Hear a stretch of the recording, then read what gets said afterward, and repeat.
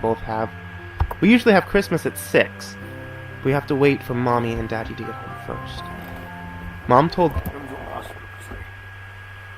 Hey guys, welcome back to another video.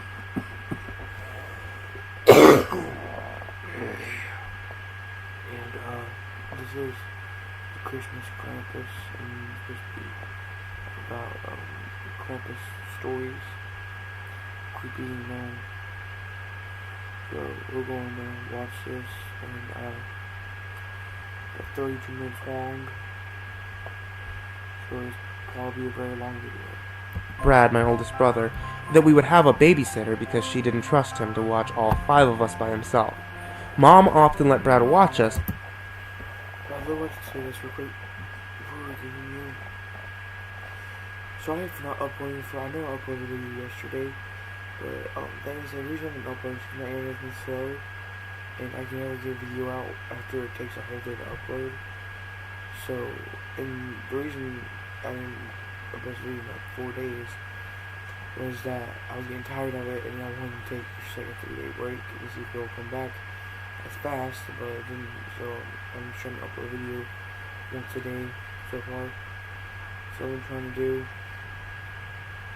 that's all I can do. Find out, maybe I can try to upload another video today. I'll try. But we had broke a lot of things the last couple times we were left alone, so Mommy said that she would get Rebecca to watch us. Rebecca came to the house at 5. She was very pretty, and Brad couldn't stop staring at her. Mommy and Daddy left a couple minutes after Rebecca got here. This was the first time Rebecca had watched 6 kids at the same time before, and I don't think she knew what she was getting herself into. My youngest sister, Molly, who's 3, threw a tantrum after our parents left. Levi and Garrett, our younger twin brothers, who are both 5, started fighting. Brad talked with Rebecca most of the night, and Rachel spent most of the night in her room. Mom and Dad said we would get Christmas gifts tomorrow, but we had to wait to open them until they got home. We made hot cocoa, but the cocoa maker is broke, so the hot chocolate burned our mouths. And we got candy canes too. Rebecca started to put us to bed at 8, and finally succeeded at 9:30, even though she was clearly exhausted and frustrated with us. She told us she had fun, and that she wouldn't have had Christmas Eve any other way. I awoke in the middle of the night, at around 11, to see a crimson moon casting a dim red glow on the winter snow. I looked out my bedroom window and saw a real object coming towards us. I looked out my window and saw a red object coming towards our house, fast. It was hard to make out, but it looked like a red sleigh being pulled by reindeer. I instantly recognized it as Santa's sleigh and ran to hide on the stairs and wait for him to come down the chimney anxiously. Out of the window to the right of the fireplace, I saw the sleigh fly overhead and heard many hooves trotting on the roof.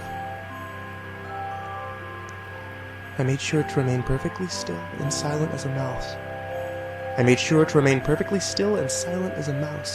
waited for what felt like an eternity while soft footsteps echoed on the roof above me, getting closer to the chimney. I heard scuffling as ash and dust started falling from the fireplace. Soon, 2 black boots landed, then the rest of jolly old St. Nick came out through the fireplace with a bag of toys on his back. Without speaking a word, he went straight to our tree. He took gifts from his bag and scattered them under our lit-up plastic evergreen, then started on the milk and cookies we left him.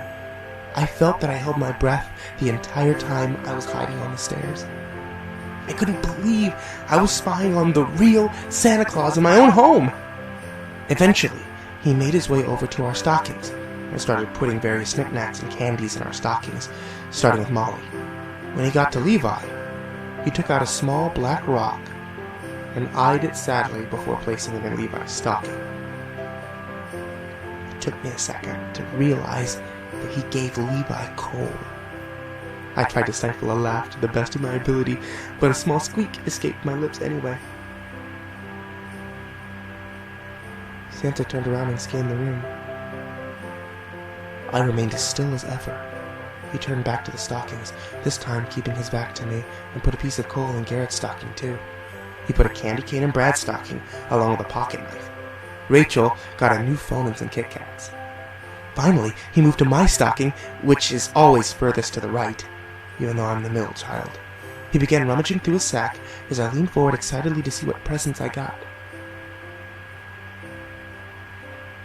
Santa pulled out a large, jet black piece of coal and stuffed it into my stocking. I felt a wave of anger, sadness, and regret all at once. I almost stood up right then to tell off the jolly old elf, but when he turned around, I saw tears in his eyes. He looked as if he was filled with similar emotions as I was, like he didn't like to have to give bad kids coal. It was for this reason that I remained quiet, as Santa climbed back up my chimney, got into his sleigh, and flew away. I watched out my downstairs window as the sleigh flew from the roof and into the black abyss of Christmas night.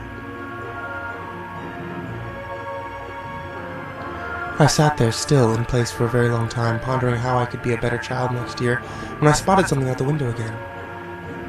It looked like the same figure I'd seen before, but this time, the sleigh looked as if it was black. I wrote this off as it was really dark outside except for the moon's red glow. I wondered why Santa would come back. Maybe he forgot something. Maybe he had made a mistake. Maybe I wasn't naughty, and he was on his way back right now to fix his mistake. My mind was racing from one thought to another as I began to hype myself up for all my possible Christmas presents. I'd stopped watching the window and had begun to daydream about the next morning. Until hooves on the roof interrupted my thoughts. I heard loud, heavy clacking, this time as he got closer to the chimney.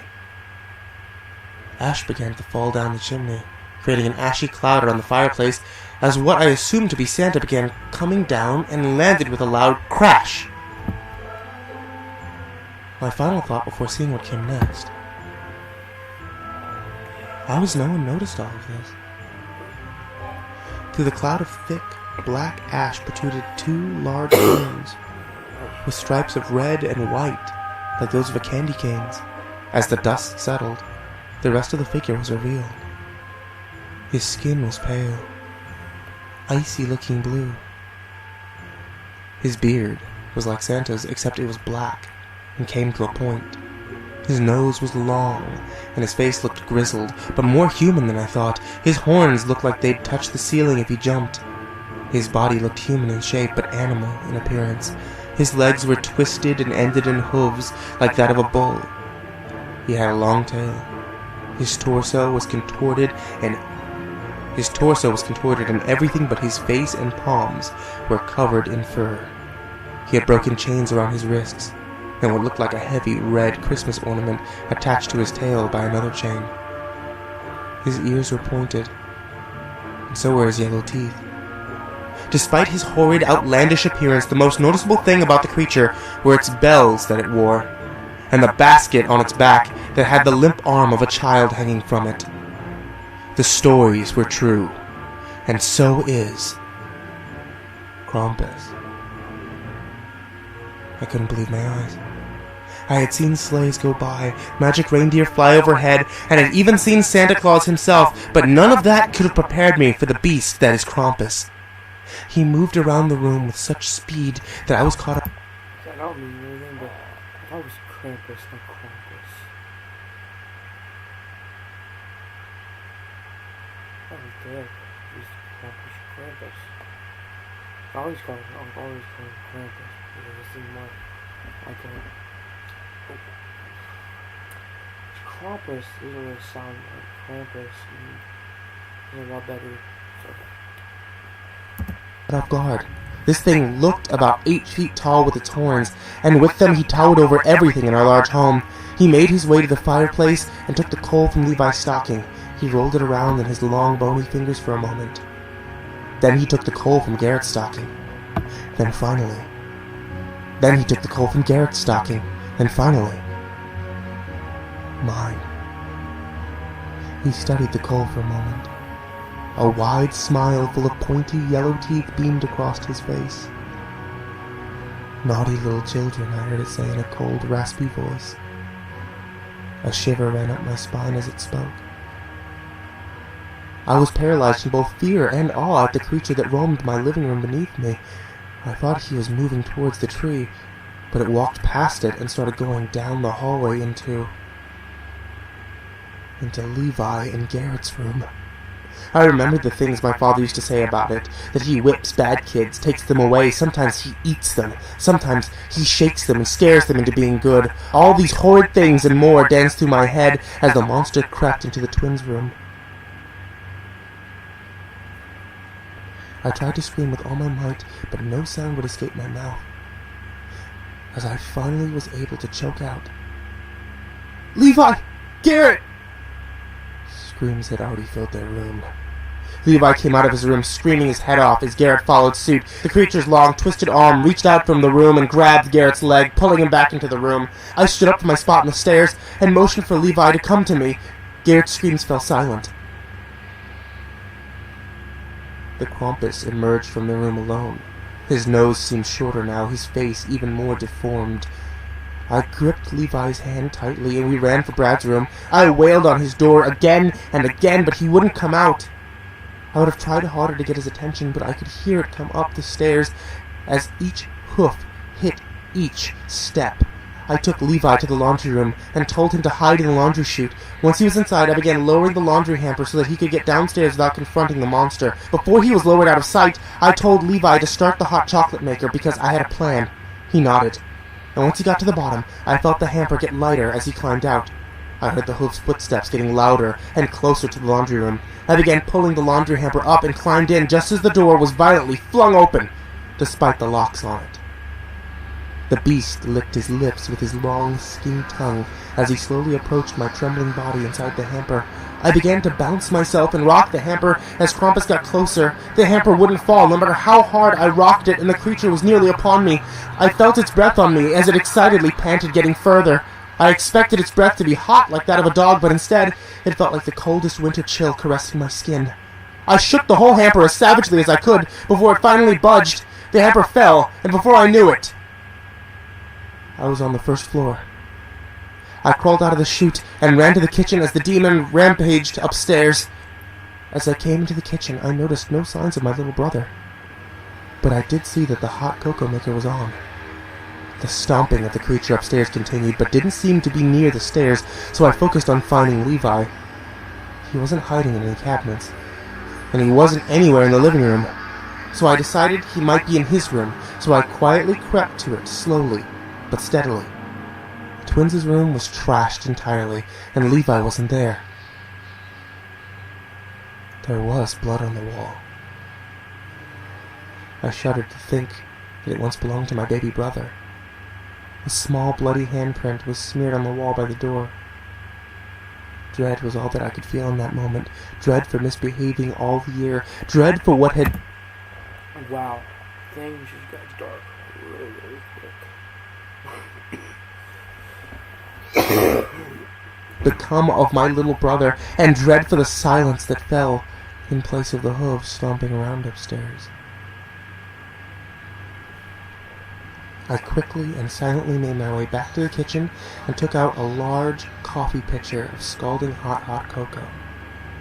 And as I crept out of the kitchen into the living room, I had an ominous feeling of dread, as if I was being watched.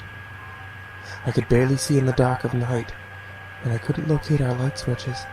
The only source of light I had was the dim, eerie glow of the lights from the Christmas tree. As I scanned all the entrances to the dining room, something moving caught my eye. The chandelier had begun to swing, as if something had bumped it, or hit it. There was a soft thudding as I looked around to make out another vague shape in the glow. I saw what bumped the chandelier. The monster was crawling on my ceiling like a large, twisted spider. His arms were bent in excruciating... Oh god. I'm just really seeing that now. Watching it just crawl. Oh my god. excruciating-looking ways to grip the ceiling and watch me with his eyes that burned like fire. I wanted to scream at the top of my lungs at the very sight of it, but instead I held my ground. A cruel smile spread across the face of the predator who was stalking me. He undug his fingers from the ceiling and landed on the floor in front of me with a thunderous crash. Mere inches from me. This was his mistake. I threw the entire pitcher of burning hot cocoa on his face, and the beast immediately started writhing in agony. He covered his hands over his quickly blistering face. He took his hands off, just as it began to melt and peel, the bits of flesh and blood melting away to reveal his horrible skull with its eyes still in its sockets. It froze for a while, and for a brief moment I was happily assured and content that the krampus was dead. But then, it only started cackling an awful and disturbingly malevolent laugh. It pierced my ears like knives and loomed over me to instill as much fear as it could. It was working. Before my very eyes, the muscles around the creature's skull started to grow back, and in seconds, its new face had formed. It looked more like a goat with pointed teeth than a human, but you can still partially see it in there. Its beard was still as long as before, but now it looked almost out of place in the demonic beast's head. I turned and ran behind the Christmas tree, avoiding the abomination's lanky arms as I ran by. The krampus immediately started coming towards the tree, intent on harming me. I pushed the large plastic evergreen onto the monster and ran back upstairs to find my little brother. I wailed on my other siblings' doors, but nobody would wake up, no matter how hard I pounded. Everyone locks their doors to their room when we go to sleep. Everyone locks the doors to their rooms when we go to sleep, so we're not bothered. But the doors are also heavy, and not much sound gets through them. I began to shout for Levi as loud as I could, in hopes that he would respond. Then Levi appeared at the top of the stairs. We stared at each other. He looked terrified and sad. I started to walk toward him, and suddenly my baby brother was impaled by Krampus's horns. His body was thrust up and thrashed around by the savage creature as he convulsed and shook spasmically on his horns.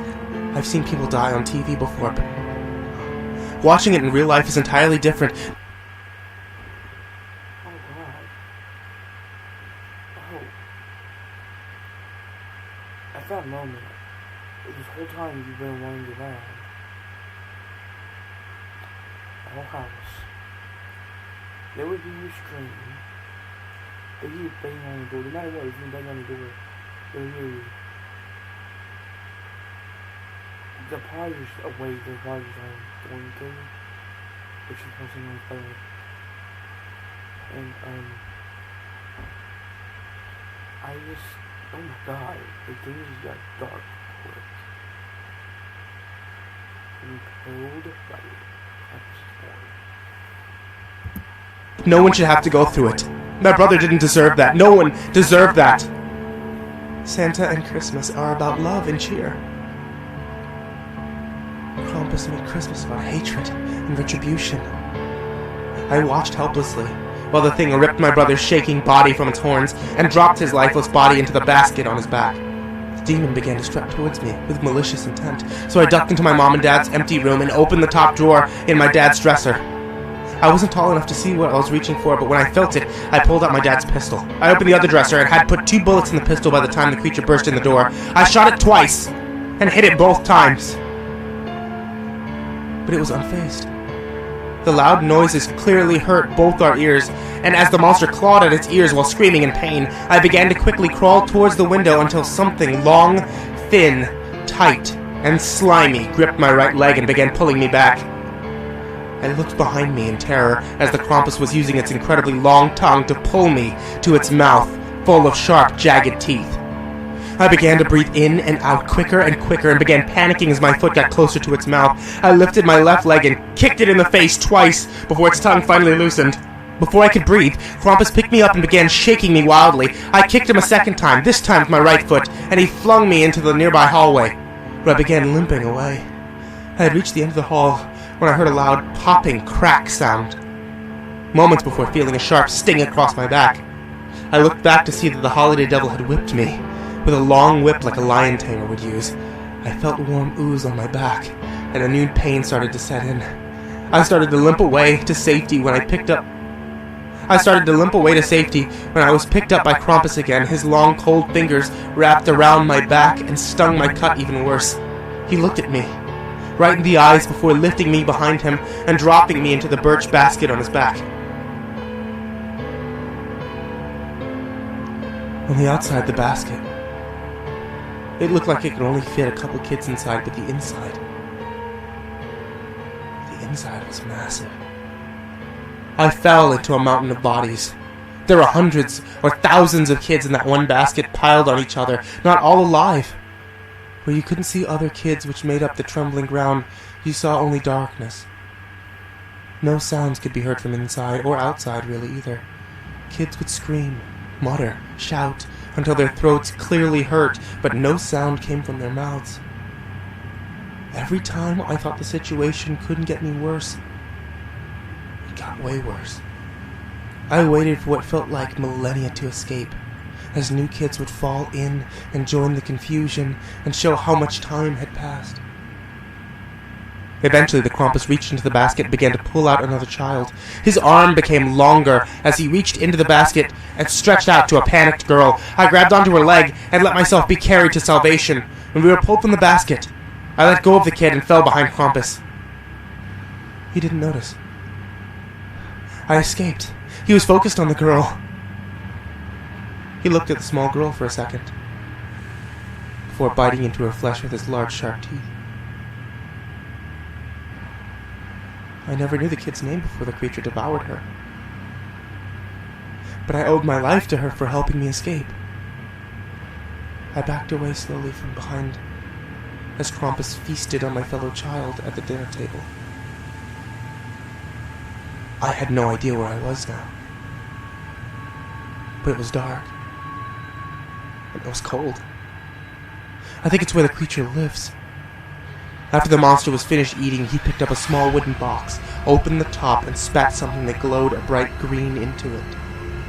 He then took the box over to a rusted door that he opened, entered, then left a few minutes later without the box.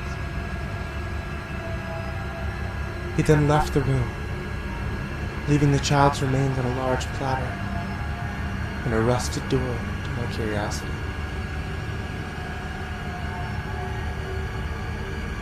I opened the door to see dozens of more wooden boxes.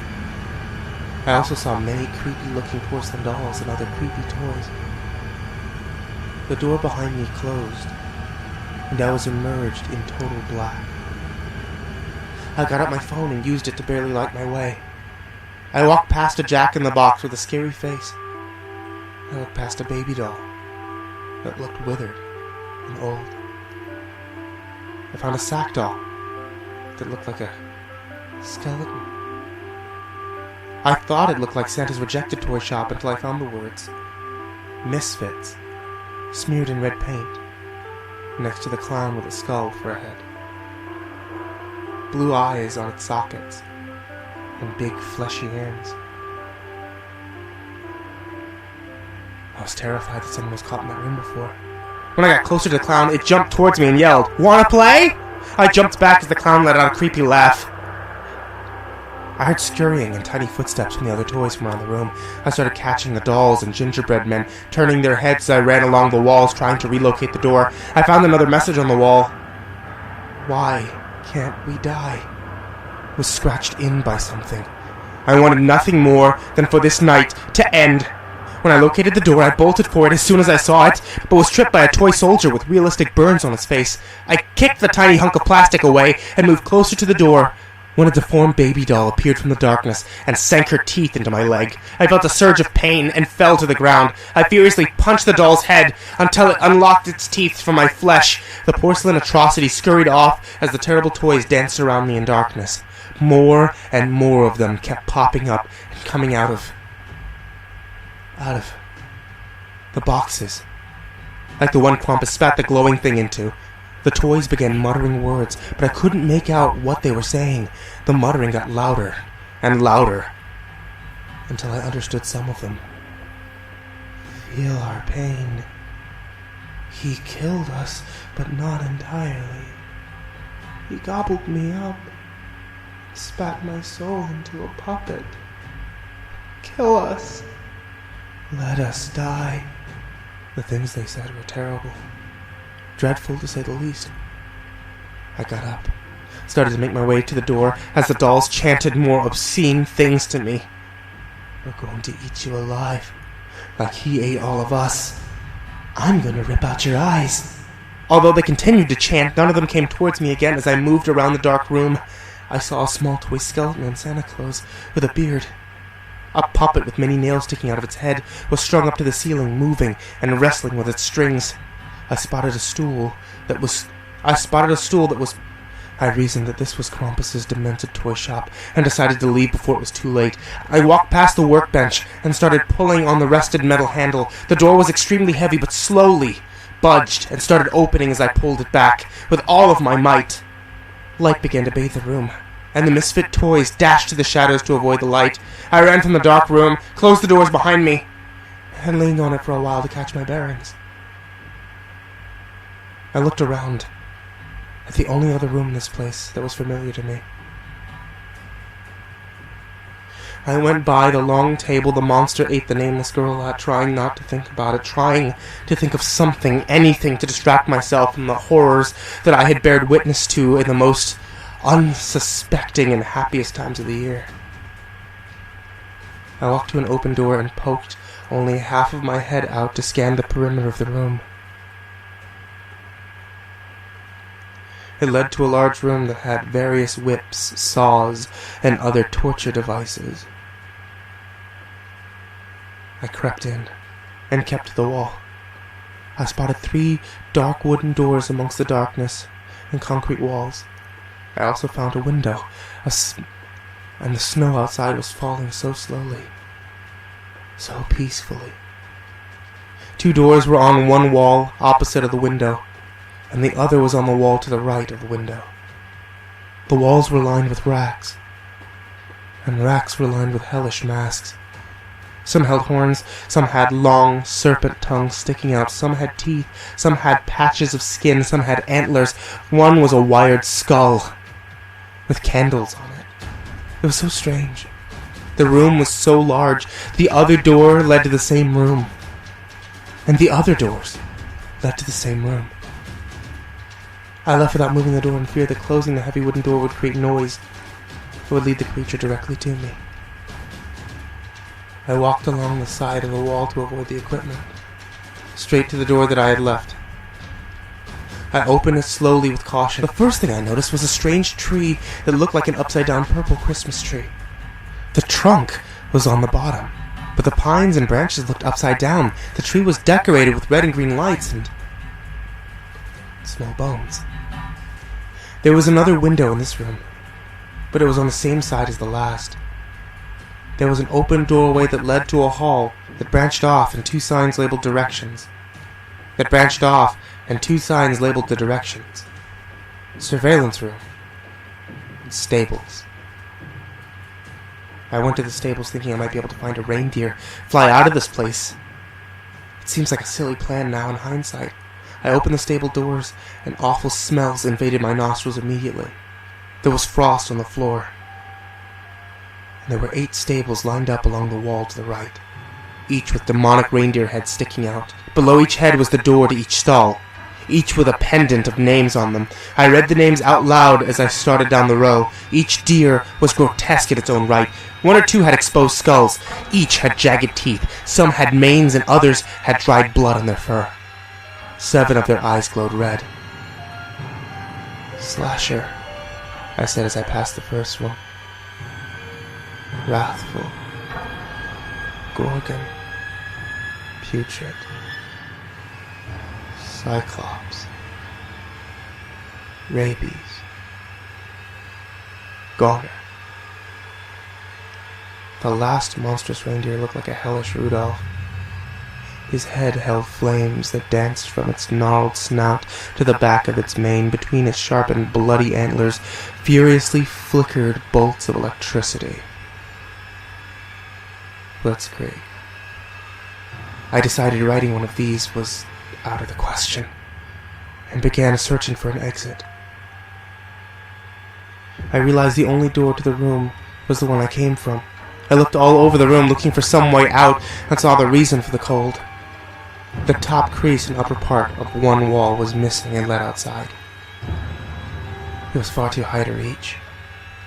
I left the stable room and went into the surveillance room. The handle felt icy cold as I slowly opened the door. This room, like all the rest, was large. One wall was covered with monitors. The bottom middle monitor stuck out more than the rest and had a keyboard below it. A chair was also pulled up to it. Each screen had various kids on it, some in dreadful conditions, others minding their own business. No sound came from the monitors, but I started to notice I was hearing a ticking noise. A clock above the door I came in read 5:45, Christmas Day. The wall opposite the monitors had many names scribbled into it. I wondered if the dead girl's name was scratched into the wall. A door that read exit was to the right of the monitors, but the computer said search name. I sat at the large chair and typed in Garrett Rockford. A nutcracker that had two bodies attached from the sides of its head popped up. Each body seemed to be trying to yank away from the other. Its face looked like it was in pain, and it had the same color of eyes as Levi and Garrett. I looked up Levi Rockford, and the same thing popped up. I sat frozen in awe for a moment. Tears filled my eyes and ran down my cheeks. The ticking of the clock seemed to turn into clops as I sobbed. I was crying more than I ever cried before. I cried so hard I began hearing a ringing. And the chair I was in was spun around. And I was face to face with him. Krampus. He looked menacing and insidiously sinister. His horns were partially covered in blood, his long fingers looked sharp, and his eyes burned like never before. He waved his long, sharp, bony finger at me and tisked. Naughty, naughty, he said cruelly and mockingly. He licked my face with his incredibly long tongue and then began wrapping it around my throat. He started constricting his tongue and choking me. I was gurgling and coughing, and struggling did nothing. I started feeling weaker and weaker as my head heated up and my lungs screamed for air. My vision even started to become blurred. Then I knew if I didn't do something quickly, I was going to die. I punched blindly with all of my might and knocked him back for only a few moments as his tongue recoiled into his mouth.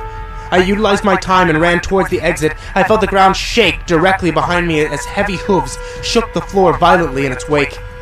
I felt the creature's cold breath on the back of my neck. I pushed the door open and ran into the freezing cold as my pursuer followed suit.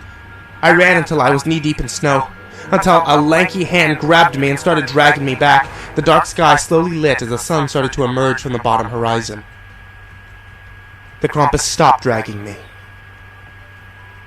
He dropped me and stared briefly at the rising sun. I'll come get you. Okay. He said, as he dropped my leg and retreated to his lair as I lay in the snow. A silhouetted figure came from the distance. I closed my eyes for what felt like seconds, but when I opened my eyes, the sun was higher in the sky, and the figure was closer. I could make out that he was wearing red, and I passed out again. "Shh, child," he said in a soft, soothing voice. "Let's take you home." The next thing I remember, I was waking up in my bed at home. Levi and Garrett were kidnapped in the middle of the night. I found this out from Rebecca, Brad, and Molly, who had already told our parents and the cops. I tried to tell them what really happened, but no one believed me. They only got mad when I tried to explain it to them. So I gave up on trying to tell them.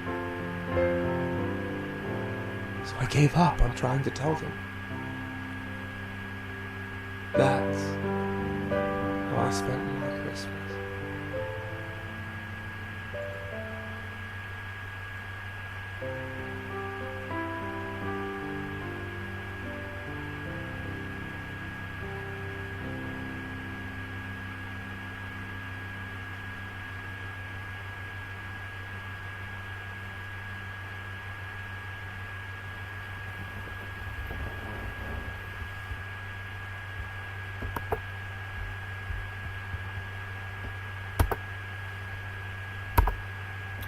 Well, that was the video, guys. Hope you guys enjoyed this video. Creepy, krampus